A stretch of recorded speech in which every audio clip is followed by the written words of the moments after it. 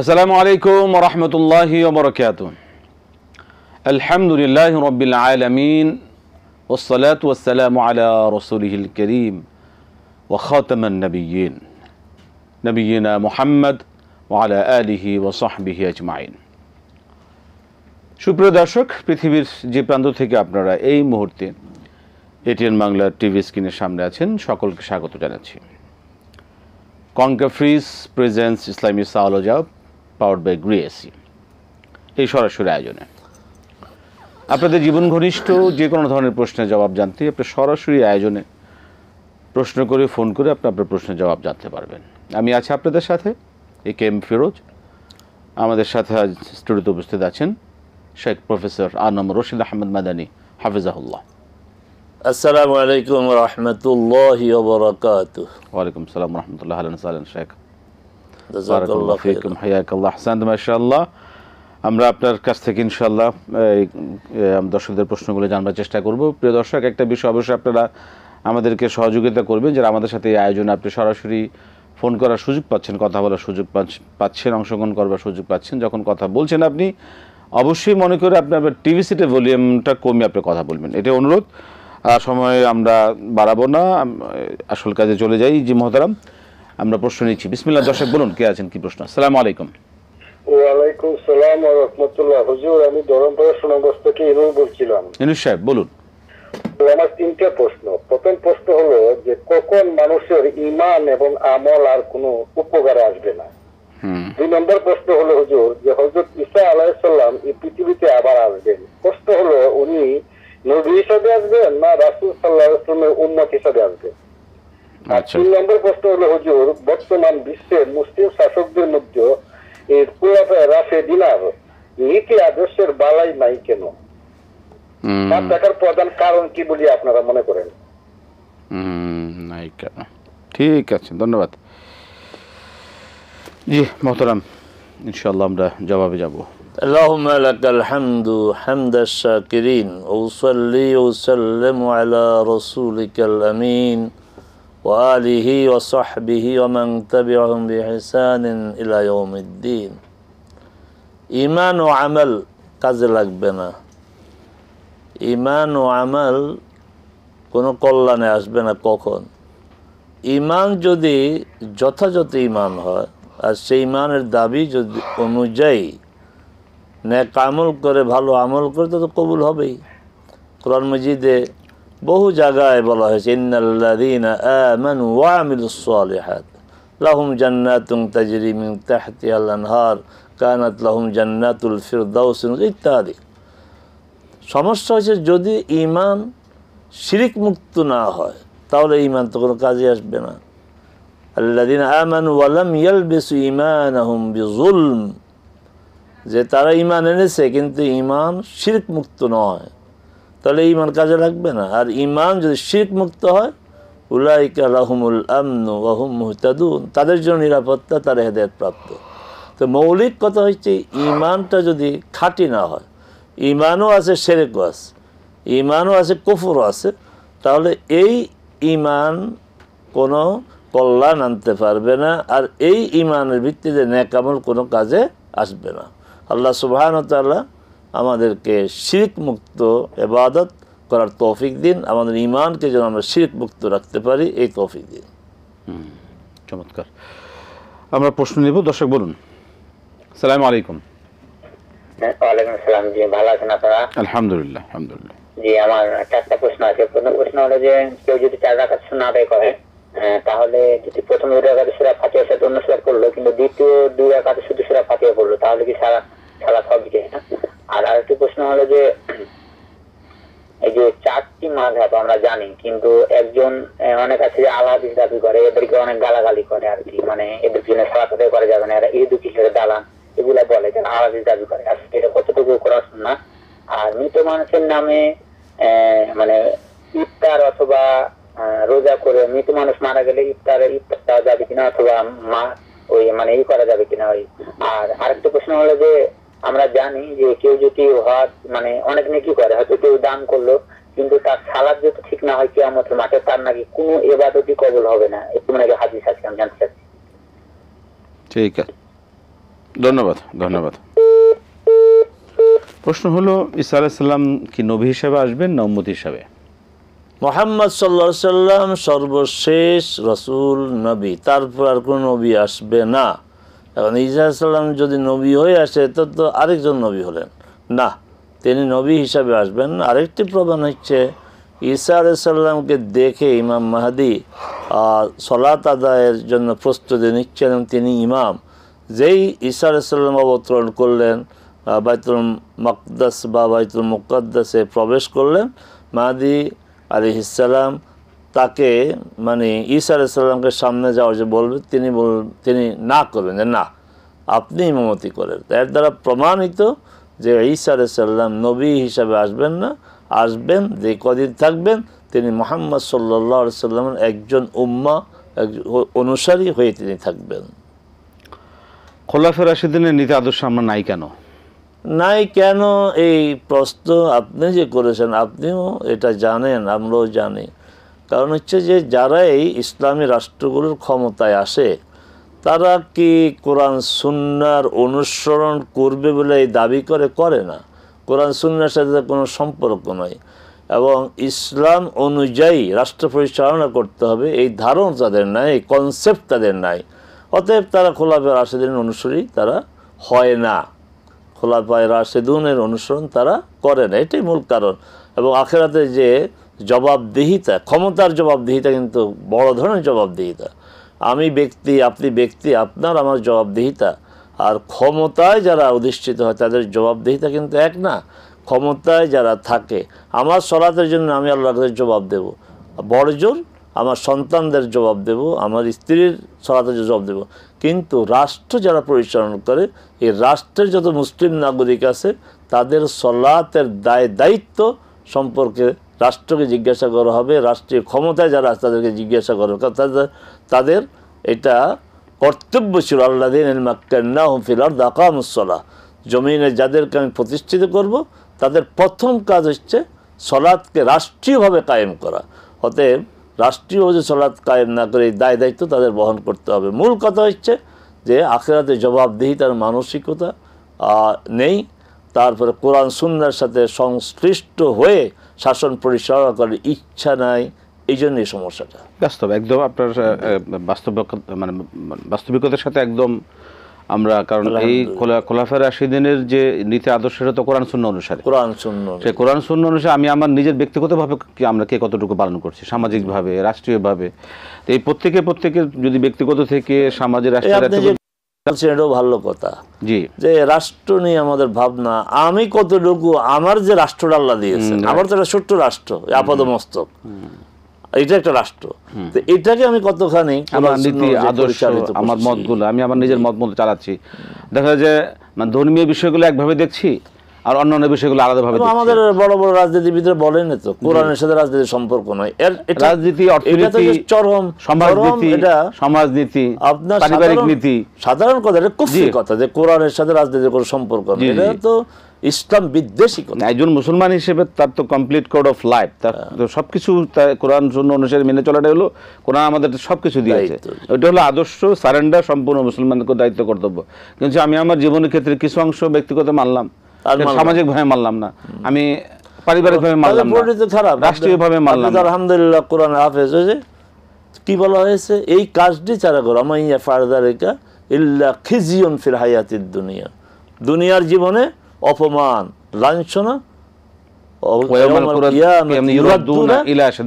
আযাবে যাইতে চাইবে না, তাদেরকে ধাক্কে ফিরে আসবে, ইউরাদ্দুন অর্থ বারবার ফিরিয়ে দেওয়া,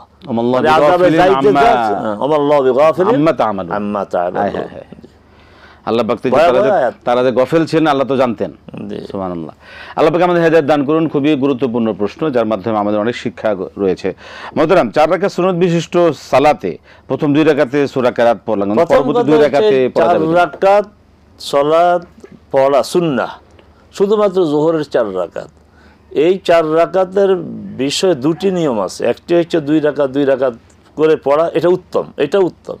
আরেকটা হচ্ছে একসাথে 4 রাকাত পড়া। আমরা উত্তমটা বাদ দিয়ে যেটা মানে উত্তম না ওইটাই করি, করার তো কিশোরে আমাদেরকে এইভাবে শেখানো হয়েছে, আমাদের ইমাম সাহেবরা এই চর্চা করেন।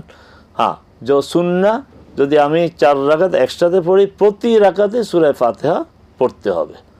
আর আবারও বলছি 2 রাকাত করে পড়াই উত্তম। কিন্তু আমাদের দর্শকের প্রশ্ন, যদি 4 রাকাত একসাথে পড়ি, তাহলে প্রথম 2 রাকাতে আমি সূরা ফাতিহা পড়লাম, পরবর্তী 2 রাকাতে শুধু সূরা ফাতিহা পড়া যাবে? হ্যাঁ, সূরা ফাতিহা পড়া যাবে। শুধু না, সূরা ফাতিহার সাথে সূরা ফাতিহা পড়া যাবে, কেরাত মিলাদ, শুধু সূরা ফাতিহা পড়া যাবে।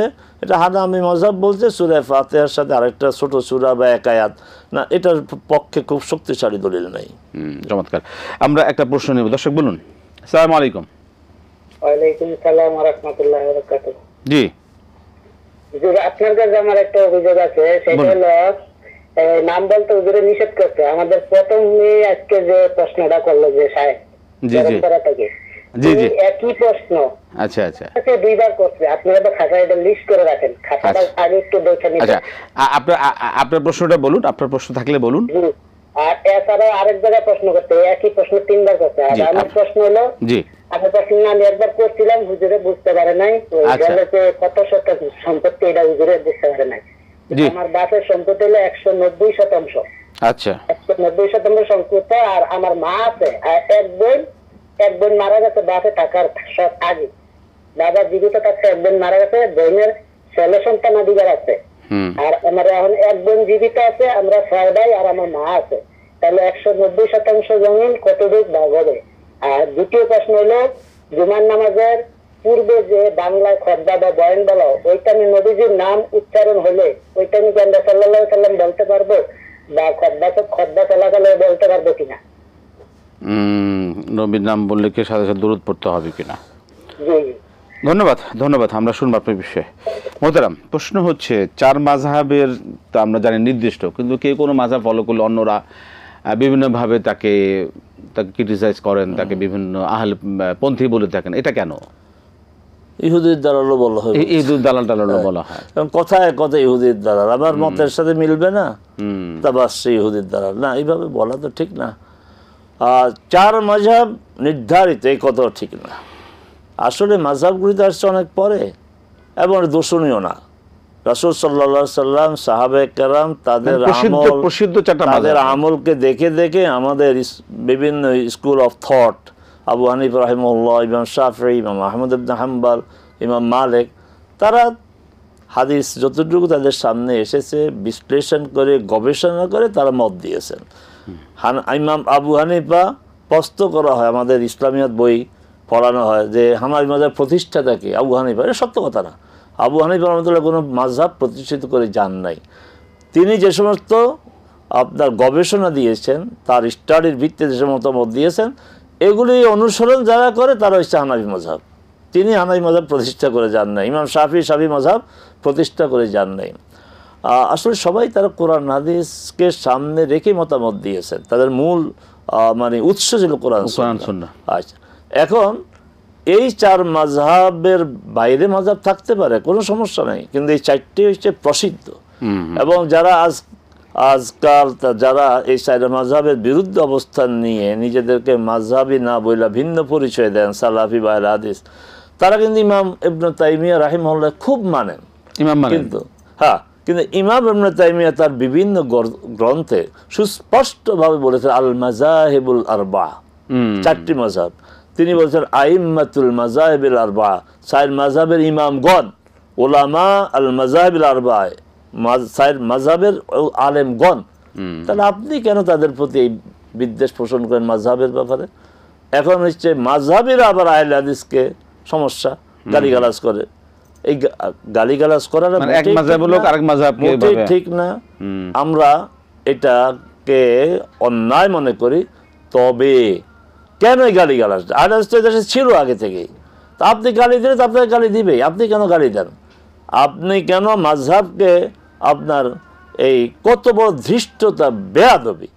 আপনার একজন আহলে হাদিসের আলেম বলেন মাযহাবের এক অর্থ হইছে আপনার টয়লেট, লেট্রিন, পায়খানা। লা হাওলা ওয়ালা কুওয়াতা ইল্লা বিল্লাহ।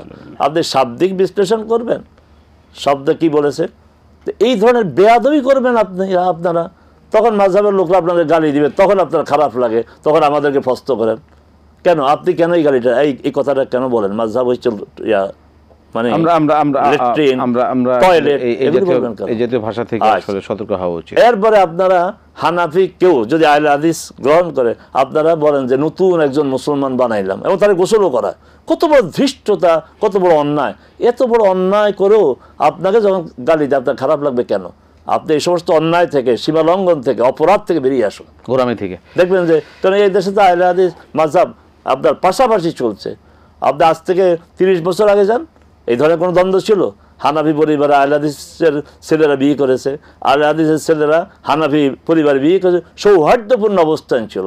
আপনাদের বাড়াবাড়ি করার কারণে, আপনাদের সীমা লঙ্ঘন করার কারণে, এবং যে হানাফি মাযহাবের লোকেরা আপনাদের কিছু বলে, এটা আপনাদের গায়ে লাগে। আমি আবারও বলছি, না, এইভাবে গালি দেওয়া ঠিক হবে না, ঠিক হবে না এবং উচিত না, এটা করা কখনো করা শোভনীয় না। আমরা আবার আসবেন ইনশাআল্লাহ, এই বিষয়ে আরো অনেক প্রশ্ন রয়েছে আমাদের। একটা বিরতির সময় হয়ে গেল। প্রিয় দর্শক, আপনারা দেখছেন conclave presents Islami সালোজাব powered by গ্রিএসি। সময় হলো একটি ছোট্ট বিরতি নেবার, ফিরছি বিরতির পর আবার ইনশাআল্লাহ এই সরাসরি আয়োজনে ইনশাআল্লাহ। আসসালামু আলাইকুম ওয়া রাহমাতুল্লাহি ওয়া বারাকাতুহু। প্রিয় দর্শক, ফিরে এলাম বিরতির পর conclave presents Islami সালোজাব powered by গ্রিএসি। আমরা বিরতির আগে অনেক প্রশ্ন শুনছিলাম, এবার আরেকটা প্রশ্ন নিয়ে শুরু করবেন ইনশাআল্লাহ। জি দর্শক, বলুন। আসসালামু আলাইকুম। ওয়ালাইকুম আসসালাম ওয়া রাহমাতুল্লাহি ওয়া বারাকাতুহু। ভালো আছেন? আলহামদুলিল্লাহ। আমার দুইটা প্রশ্ন। এক নম্বর প্রশ্ন হচ্ছে, আমাদের এলাকার ইমাম দ্বারা শুনি প্রত্যেক ফজরের নামাজে কিছু হাদিস আলোচনা হয়। তো আমরা আমি ওই এটিএন বাংলা শুনতে শুনতে কিছু কিছু বলি যে হাদিস শোনেন, আমাদের সহিভাবে একটু আমল করতে চাই। তো এমতো অবস্থায় ফাজালে আমল থেকে কয়েকটা হাদিস শোনালো, যা আমার কাছে একটু এটিএন বাংলা শুনতে শুনতে একটু সাংঘর্ষিক মনে হলো। তখন আমাকে বললো, আপনি কোন মাদ্রাসায় পড়েছেন? আমাকে পড়ি নাই, কিন্তু যারা পড়েছে তাদের থেকে একটু সহি ভাবে শুনে আমল করতে চাই। যদি এই ব্যক্তি যে লিখেছে, একে সাইকুল হাদিস নামে পরিচিত, ইনি 40 বছর রাসূল সাল্লাল্লাহু আলাইহি সাল্লাম রওজার পাশে দরজার সামনে বসে হাদিস শিক্ষা দিয়েছেন। এই কতটুকু সত্য প্রমাণিত হয় আমাকে একটু জানাবেন। আর 2 নম্বর হচ্ছে মরণোত্তর কিছু শরীরের অংশ, যেমন চোখ, পুরা বডি, কোন প্রতিষ্ঠানে মারা যাওয়ার পরে দান করা যাবে কিনা? ঠিক আছে। মহতারাম, প্রশ্ন হচ্ছে মৃত ব্যক্তির পক্ষ থেকে ইফতার এগুলি দেওয়া বা এই আয়োজন করা, এই বিষয়গুলো ঠিক আছে কিনা আদায় করা? এই এর আগে যে প্রশ্ন উনি করেছেন ওই যে মাযহাব নিয়ে, না না না না আচ্ছা, মৃত ব্যক্তির পক্ষ থেকে মৃত ব্যক্তির যে সমস্ত আমলের ওসিয়ত ছিল সেগুলি তো করতে হবে। মরণের আগে যদি বলে থাকে আমার পক্ষ থেকে প্রতি বছর কোরবানি করবে, হ্যাঁ, এটা করতে হবে। আমার পক্ষ থেকে উমরা করতে হবে। ওসিয়ত যেগুলি করেছে এগুলি, আর ওসিয়ত করা হয় নাই তার পক্ষ থেকে এই জাতীয় কাজ করার প্রয়োজনও নয়। আপনি করবেন, আপনি করে তার জন্য দোয়া করবেন। জি। সালাত ঠিক না হলে কোনো দানই কাজে আসবে না। হ্যাঁ, রাসূল সাল্লাল্লাহু আলাইহি ওয়াসাল্লাম বলেছেন, আউয়ালু ইউহাসাবু বিহি আল আবদু ইয়াউমাল কিয়ামাতি মিন সালাতি ফাইন সালুহাত আফলাহা ওয়া নাজাহ ওয়া ইন ফাসাদাত খাবা ওয়া খাসির। বাস এই হাদিস দিয়ে তাই তো বোঝা যায়। কি হাদিসটি? যে কিয়ামতের দিন বান্দার সর্বপ্রথম যে আমলের হিসাব হবে তার নাম হচ্ছে সালাত। সালাতে যদি সে সফল হয় তাহলে সে পাস। নাজাহা মানে পাস, আফলাহা মানে সফল হয়েছে, সে সফল এবং কৃতকার্য। আর সালাতে যদি সমস্যা হয় সে ব্যর্থ। অতএব এই হাদিসের আলোকে এটা বলা যায় যে সালাত যদি ঠিক না হয় তাহলে বাকি কাজের আর এত গ্রহণযোগ্যতা কি হবে? হ্যাঁ, এটা যে করেছে একবার আল্লাহ সুবহানাহু ওয়া তাআলা বাতিল করে দিবেন না। ওই সালাতের কারণে শাস্তিটা ভোগ হয়তো সেখানে কম বেশ হতে পারে আমলগুলির কারণে। যে আবারও বলছি, সালাতের ব্যাপারে আমাদের মানে অবহেলা করার কোনো সুযোগ নাই। সালাত ইচ্ছা করে বাদ দেবে এক ওয়াক্ত, মান তারাকা সালাতাম মুতাআম্মিদা, ইচ্ছা করে সালাত আদায় করবে, বারিয়াত মিনহু যিম্মাতুল্লাহি ওয়া যিম্মাতু রাসূলি, আল্লাহ এবং আল্লাহর জিম্মাদারি দায়িত্ব তার থেকে সরে যায়। সালাত ইচ্ছা করে যে আদায় করবে না, সে তখন আল্লাহ এবং আল্লাহ রাসূলের দায়িত্বে সে থাকে না, তার কিসের অন্যান্য আমল? অতএব সতর্ক হতে হবে। জি। সেক্ষেত্রে মধ্যে একটা এর সাথে একটা সম্পূরক প্রশ্ন, যেটা হচ্ছে যে অনেকের ঈমান নাই অন্য ধর্মের, কিন্তু তিনিও প্রচুর দান করছেন, সেই ক্ষেত্রে তার ব্যাখ্যাটা কি হতে পারে? এই যে এগুলি মানে আল্লাহ সুবহানাহু ওয়া তাআলা এই কাজগুলিকে ব্যর্থ করবেন না। এখন একজন অমুসলিম হিসাবে যা তো অপরাধ আছে করে যাচ্ছে, আরেকজন অমুসলিম এত অপরাধ করে না, আরেকজন অমুসলিম অপরাধ করে না, বরং তার মানব কল্যাণমূলক কাজ করে, তিনজনের শাস্তি তো এক হবে না। আমাদের যে বাংলা মানবীয় যে আইন, অপরাধের ধরন অনুযায়ী তো শাস্তি আপনার কম বেশ হয়ে যায়। যেমন হত্যার প্ল্যানকারী হত্যা বাস্তবে করেছে, আর কয়েকজন এই হত্যা যেন কাণ্ডটা ঘটছে চারিদিকে পাহারা দিচ্ছে, কেউ যেন না দেখে, সবার শাস্তি তো এক হবে না, সবার শাস্তি এক হবে না। আখিরাতে এই অমুসলিমদের শাস্তিও কম বেশি হবে তার এই সমস্ত আমলের কারণে। এবং আরেকটা বিষয় মোহতারাম আপনি বলবেন যে সেটা হচ্ছে যে দানের আখিরাতে তো একটা ফয়সালা ফজিলত রয়েছে, দুনিয়াতে কিন্তু একটা ফজিলত অবশ্যই রয়েছে, দুনিয়াতে ফজিলত আছে। আল্লাহ দান করলে আল্লাহ বাড়ায় দিবেন, এবং অনেক বিপদ আপদ বালাই মুসিবত থেকে তাকে হেফাজত করেন, অনেক ফিরিয়ে দেন। আহসান শেখ, বারাকাল্লাহ ফিক। 190% সম্পদের এই ভাইয়ের আমি এর আগে উনি বলছেন যে একই প্রশ্ন বারবার করা হয়। আমরা অনেকবার এই ব্যাপারে দৃষ্টি আকর্ষণ করেছি যে আপনি একই প্রশ্ন বারবার কেন করেন। হ্যাঁ, আমরা টের পাই, আমরা যে টের পাই না তা তো না। আর আপনি বলছেন আপনার রেজিস্টার মেনটেন করতে, এটা আমাদের দায়িত্ব না। আমাদের এই প্রোগ্রামে যারা অংশগ্রহণ করেন, প্রশ্ন করেন, আমরা তাদেরকে অভিনন্দন জানাই যে তারা আমাদের এই প্রোগ্রামকে ভালোবাসেন বলে প্রশ্ন করে। তবে আমরা এই অনুরোধটা করব যে এক প্রশ্ন একাধিকবার না করা থেকে বিরত থাকেন, অন্যকে সুযোগ দেন, এই অনুরোধটা আমরা করব।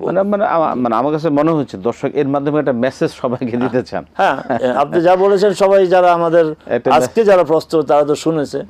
আমরা আবারও বলছি, আমরা মোবারকবাদ দেই, অভিনন্দন জানাই যারা আমাদের সাথে থাকেন। জি জি জি। আর সাথে সাথে আমরা বিনয়ের সাথে অনুরোধ করব যে এক প্রশ্ন বারবার করা থেকে করবেন না বলি নাই, করা থেকে বিরত থাকার অনুরোধ করছি। জি মোহতারাম, আপনি 190, 290 পরিমাণটা আমাদেরকে কেন বলেন? পরিমাণটা তো ঠিক করবেন আপনারা, শুধু আমাদেরকে মৌলিক মাসআলা জিজ্ঞাসা, কে কতটুকু পাবে। আজকেও আমার পরিষ্কার হয় না আপনার কথা, কে আছে কে নাই। বা যারা জীবিত আছে তারাই সম্পদ পাবে, সেই সম্পদ আপনার 190 হোক 1090 হোক সেটা ভিন্ন কেন। আমরা এখান থেকে বলে দেব কে কতটুকু পাবে। আপনার মা 6 ভাগের 1 ভাগ পাবে, বাকিটা আপনারা ভাই বোন পাবেন, একজন ভাই বোনের দ্বিগুণ পাবেন, বাস সহজ হিসাব। বোন মারা গেছে, তার সন্তান, বোন যদি আগে মারা যায় তাহলে সে পাবে না। আমরা তো জোর করে দিতে পারবো না, বোনের সন্তানরা না পাবে না। সেই ক্ষেত্রে আপনার বাবা যদি 1/3 ওসিয়ত করে যায় তাহলে সেই ওসিয়ত অনুযায়ী তাদেরকে দেওয়া যাবে। আর আপনারা যদি তাদের প্রতি সহানুভূতিশীল হয়ে আপনাদের অংশ থেকে দিতে চান, কে নিষেধ করেছে? কেউ তো নিষেধ করে, কিন্তু শরিয়াত থেকে আদায় করেন কেন? নিজের থেকে আদায় করে দেন। শরিয়াকে বাধ্য করেন কেন যে শরিয়া দিতে হবে? আমরা বলবো আপনারা দেন, আপনারা আপনাদের অংশ থেকে অল্প অল্প করে কিছু মানবিক বিষয়গুলো ব্যক্তিগতভাবে উদ্যোগ নিতে পারেন। মোহতারাম, এই বিষয়টাকে আরেকটা সহজ সমাধানকে আমরা বলতে পারি কিনা যে একজন ভালো সিভিল যে লয়ার রয়েছেন তারা কিন্তু এই বিষয়গুলো খুব আমাদের কোরআন সুন্নাহগুলো কিন্তু তারা প্র্যাকটিস করেন, তাদের একজনের কাছে গেলে তিনি এই বিষয়গুলো আপনাকে একটু সমস্যা আছে। আচ্ছা, আমাদের এক সময় সম্ভবত এটা স্বাধীনতা পূর্বেই পাকিস্তান সরকারে এই কাজটা করে গিয়েছেন যে বাবা মারা গেলে, বাবার আগে সন্তান মারা গেলে সেই সন্তানকেও সম্পদের অংশ দিয়েছেন। যদি আইনটা এমন হয় সে আইন মানা যাবে না, এটা এই আইনটি কোরআন বিরোধী। জি, আমরা শুনবো আরো প্রশ্ন রয়েছে, একটা প্রশ্ন নিয়ে নিন। দর্শক বলুন। আসসালামু আলাইকুম। আসসালামু আলাইকুম, আছেন? জি, আমরা দুঃখিত, আমরা আপনাকে নিতে পারছেন। আমরা আবার আসবে, একটা সময় হলো ছোট্ট বিরতি নেবার, বিরতির পর আবার ফিরছি ইনশাআল্লাহ। প্রিয় দর্শক, আপনারা দেখছেন কনকাফ্রিজ প্রেজেন্স ইসলামী আলোচনা, সরাসরি আয়োজন পাওয়ার্ড বাই গ্রেসি। আসছি বিরতির পর আবার ইনশাআল্লাহ আপনাদের সাথে এই সরাসরি আয়োজন ইনশাআল্লাহ। আসসালামু আলাইকুম ওয়া রাহমাতুল্লাহি ওয়া বারাকাতুহু। প্রিয় দর্শক, ফিরে এলাম বিরতির পর কনকাফ্রিজ প্রেজেন্স ইসলামী আলোচনা পাওয়ার্ড বাই গ্রেসি। আমরা শুনছিলাম বিরতির আগে মোহতারাম আমাদের বলছিলেন মোহতারাম, পরবর্তী যে প্রশ্ন শুরু করবো কিন্তু একজন দর্শক সেই বিরতি থেকে আছেন আমাদের সাথে। জি দর্শক বলুন। সালামু আলাইকুম। ওয়ালাইকুম আসসালাম। জি বলুন। জি জি, আমি বলতেছি মোহাম্মদ ইকরামুল হক, ইকরাম সাহেব বলুন। বামনডাঙ্গা গাইবান্ধা বলতেছিলাম। জি জি জি হুজুর, আপনারা ভালো আছেন? আলহামদুলিল্লাহ আলহামদুলিল্লাহ। আমি তো লাইন পাই না হুজুর, আমি তো বলতেছি দেখি লাইন আজকে লাইন পাইলাম। আলহামদুলিল্লাহ আলহামদুলিল্লাহ। জি বলে ফেলুন। আমার প্রশ্ন হচ্ছে, আমি অনেকের আলেমের মুখে শুনি ওই যে সূরা ইখলাস আছে না, সূরা ইখলাস নাকি 3 বার পড়লে নাকি এক খতম কোরআন শরীফ পড়ার সওয়াব পাওয়া যায়, মানে প্রতিটি বিসমিল্লাহির রহমানির রহিম।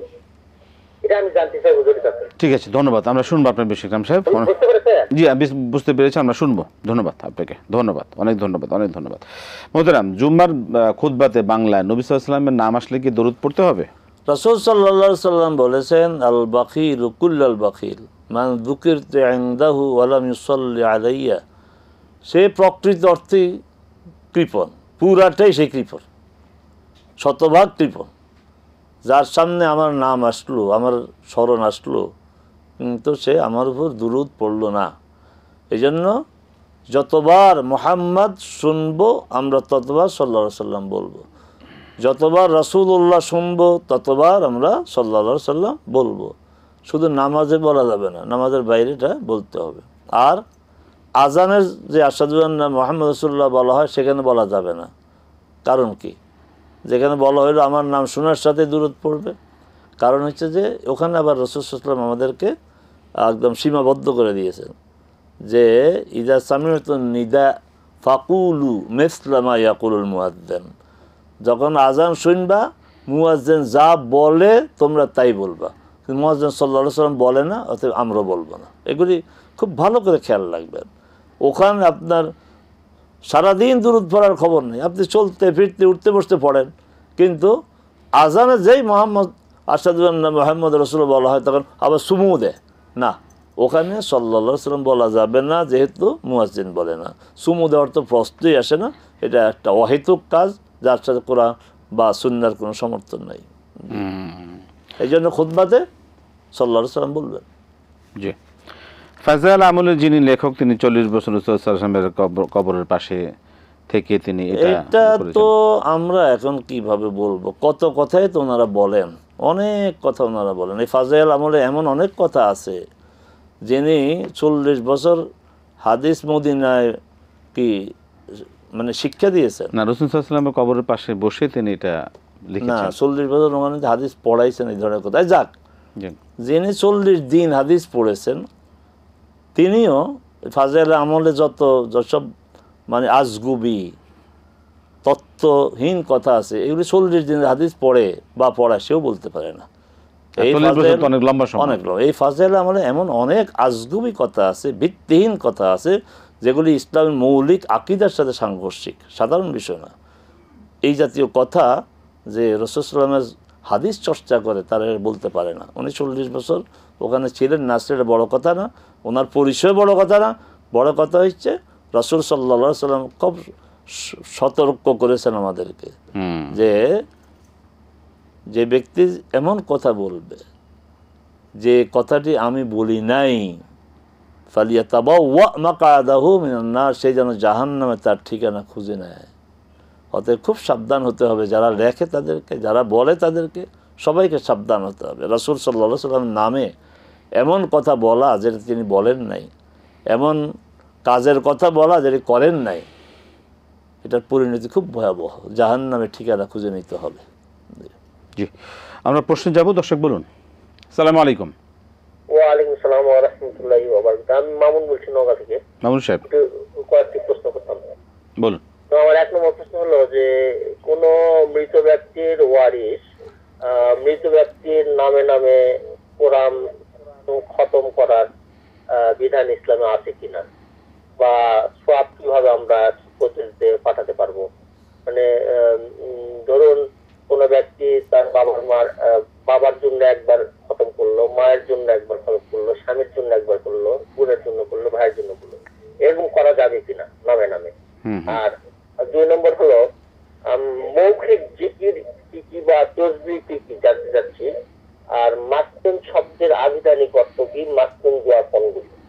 আর কোন ব্যক্তি সফরে থাকলে বাসে, ট্রেনে, লঞ্চে ইচ্ছাকৃত ভাবে নামাজ পড়তে পারবে কিনা, যদিও তার অন্য কোনো সুযোগ থাকে?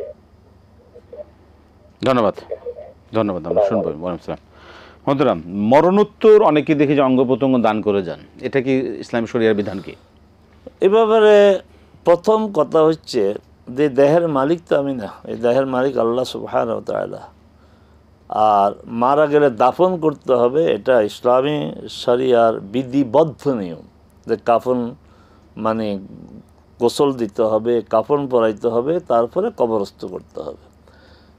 আচ্ছা, এখন পূর্ব থেকে এটা নতুন বিষয় নয়, অনেক আগ থেকেই ওলামায়ে কেরামের একটি মত হচ্ছে দেহকে বিকৃত করা যাবে না। এটা হচ্ছে সর্বসম্মত মত, দেহকে বিকৃত করা যাবে না। আচ্ছা, তারপরে আসলো মত পার্থক্য যে দেহের এমন কোনো অঙ্গ যে দেহ বিকৃত হয় না, যেমন চোখের যে কর্নিয়া, তারপরে আপনার কিডনি, দেহ বিকৃত হয় না, এটা করা যাবে কিনা। এবার দুই মত। এক মত হচ্ছে না, এটাও করা যাবে না, কেন মালিক তো সে না। আরেক দল আলেম বলেছেন যেহেতু আল্লাহর আরেক বান্দার জন্য এটা কল্যাণকর, তাহলে আর এটা যদি খোলা হয় দেহ থেকে, দেহ বিকৃত হয় না, দাফন করা যায়, তাহলে এগুলি দেওয়া যাবে। এর বাইরে দেহ দান করে দেয়া, পুরা দেহ, তো দেহটা যদি পুরা দান করা হয়, দাফন করা হবে কি? দাফন করা তো শরীয়তের বিধিবদ্ধ নিয়ম। অতএব এই গোটা দেহ দেওয়া এটা একটা মানে শয়তানি প্ররোচনা ছাড়া আর কিছু না। যাদের ইসলাম দ্বীনের সাথে কোনো সম্পর্ক নাই তারা এই কাজগুলি করে, এবং এতটা তারা মানে দুনিয়াতেই অবদস্ত হয় যে অনেক হাসপাতাল নিতেও ছাড়ে তাদের লাশটা, যে এই লাশ দিয়ে কোনো কাজ হবে না। এরকম ঘটনা ঘটেছে। অতএব দুনিয়াতে তারা অপদস্থ হচ্ছে। গোটা দেহ দেওয়া যাবে না, আর এমন অঙ্গ দেওয়া যাবে না যে অঙ্গ আপনার আলাদা করলে দেহটার বিকৃতি ঘটে, দেওয়া যাবে না। সেক্ষেত্রে আমরা জীবিত অবস্থা অনেকে দেখে থেকে একজন আরেকজনকে কিডনি দান করেন, এটা সে করতে পারে, করতে পারে। একটা মত কিন্তু আবার বলছি, একটা মত অনুযায়ী করতে পারে, আরেকটা মত হচ্ছে করা যাবে না। এই জন্য আবার আমাদের এখান থেকে যেন ভুল বুঝাবুঝি না আসে হয় যে টিএন থেকে বলা হয়েছে দেওয়া যাবে। আমরা দুইটি মত উল্লেখ করেছি, একটি মত হচ্ছে দেওয়া যাবে না, আরেকটি মত হচ্ছে দেওয়া যাবে। এখন আপনারা যেটা গ্রহণ করেন আপনাদের ব্যাপার, কিন্তু বিতর্ক করা যাবে না যে এটিএন থেকে এই কথা বলা হয়েছে। আবারও বলছি, এটিএন থেকে কথা বলা হয় নাই, বলা হয়েছে কেউ বলছেন দেওয়া যাবে, কেউ বলছে দেওয়া যাবে না। আমাদের সময় খুব সংক্ষিপ্ত, 1 মিনিট পাবো আমরা, এর মধ্যে কতগুলো জবাব শুনতে। 3বার সূরা ইখলাস পড়লে 1 খতম, এর এটা ডাহা একটা অসত্য কথা, ভিত্তিহীন কথা। জি, আল্লাহ রসুল যা বলেছে ওখানেই থাকেন না। ইন্নাহা লা তা'দিলু সুলুসাল কোরআন, সূরা ইখলাস হচ্ছে কোরআনের 3 ভাগের 1 ভাগের সমান বিষয়ের দিক থেকে, অর্থের দিক থেকে। এটা 3 বার পড়লে এই অঙ্কটা কি রাসূল জানতেন না? রাসূল সাল্লাল্লাহু আলাইহি কথা বলেন না। রাসূল সাহাবীকে দেখে কি বলেছেন যে তোমরা কেউ কোরআন খতম করতে পারবে এই রাত্রে? এটা বলেন একবারও। রাসূল সাল্লাল্লাহু আলাইহি বলেছেন তোমাদের কেউ কি কোরআনের 1/3 পড়তে পারবে এক রাত্রে? এটা বলেছেন। তাহলে 3 ভাগের 1 ভাগ যোগ 3 ভাগের 1 ভাগ যোগ 3 ভাগের 1 ভাগ পুরা 1 হয়ে গেল। এই অঙ্ক রাসূল সাল্লাল্লাহু আলাইহি শিখান নাই, সাহাবায়ে কেরামও শিখান নাই। রাসূল সাল্লাল্লাহু আলাইহি যা বলেছেন ওইটাই থাকি আমরা, যে সূরা ইখলাসের মর্যাদা, সম্মান কোরআনের 3 ভাগের 1 ভাগের বিষয়বস্তুর দিক থেকে। মৃত ব্যক্তিকে সওয়াব রেসানি পাঠানো, কোরআন খতম করে কেন পাঠাবেন? নামে নামে কোরআন খতম আমি শুনেছি, না এগুলি করবেন না। এই অন্যায় কাজগুলো করবেন না, শরিয়া বিরোধী কাজগুলি করবেন না। রাসূল সাল্লাল্লাহু আলাইহি সাল্লামকে যদি ভালোবাসেন তাকে যথাযথ অনুসরণ করেন। তিনি যা করেছেন এর নাম ইবাদত, তিনি যা করেন নাই এগুলি ইবাদত না, এগুলি হচ্ছে বেদাত। সেক্ষেত্রে কি করতে পারেন? তেলাওয়াত করে তার জন্য তেলাওয়াত করবেন, আপনি স্বাধীনভাবে তেলাওয়াত করে তার পক্ষ থেকে বেশি বেশি করে নফল সালাত আদায় করবেন, আনুষ্ঠানিক কিছু করবেন না। জি, খতম করে সওয়াব পাঠানো এটা আসলে সহিহ সুন্নাহ দ্বারা প্রমাণিত না। আর প্রসঙ্গ করে বলতে যে মসজিদে নাকি অনেক অমুকের বাবার জন্য দোয়া চেয়েছেন, আসেন সবাই আমরা এই খবরদার, এগুলির সাথে আপনার যত বড় আলেমই হোক, যত বড় ইমাম, যত বড় খতিব হোক, এগুলিতে থাকাও পাপ। কারণ এটা সুস্পষ্ট সুন্নাহ লঙ্ঘন হচ্ছে, সুস্পষ্ট সুন্নাহ লঙ্ঘন, শরিয়া বিরোধী, রাসূল সাল্লাল্লাহু আলাইহি আমল বিরোধী কাজ এগুলো না, এগুলি করবেন না। যদি দোয়া চাওয়া হয় বলবেন যে অমুকের বাবা জি, জি, মারা গেছে, মোহতারাম। দোয়া চেয়েছে, আপনারা সবাই দোয়া করবেন, দোয়া বাস, করবেন। এতটুকু। জি জি জি, হাসান শেখ, আমরা আরও অনেক প্রশ্ন জানা ছিল, 10 প্রশ্ন রয়ে গেল, অনেকে লাইনও আছেন, আজকে আর সুযোগ হচ্ছে না। প্রিয় দর্শক, আপনারা আবার ইনশাল্লাহ চেষ্টা করবেন, ইনশাল্লাহ আমরা যাবো শুনবো। শেখ, আপনাকে অসংখ্য ধন্যবাদ। জাযাকাল্লাহ খাইর। প্রিয় দর্শক, শেষ করতে হচ্ছে আজকের আয়োজন। আলহামদুলিল্লাহ অনেক বিষয় শুনলাম, জানলাম। আল্লাহ পাক আমাদেরকে এভাবে জানার মানার তৌফিক দান করুক। আজকে শেষ করছি, বিদায় নিচ্ছি। আসসালামু আলাইকুম ওয়া রাহমাতুল্লাহি ওয়া বারাকাতুহু।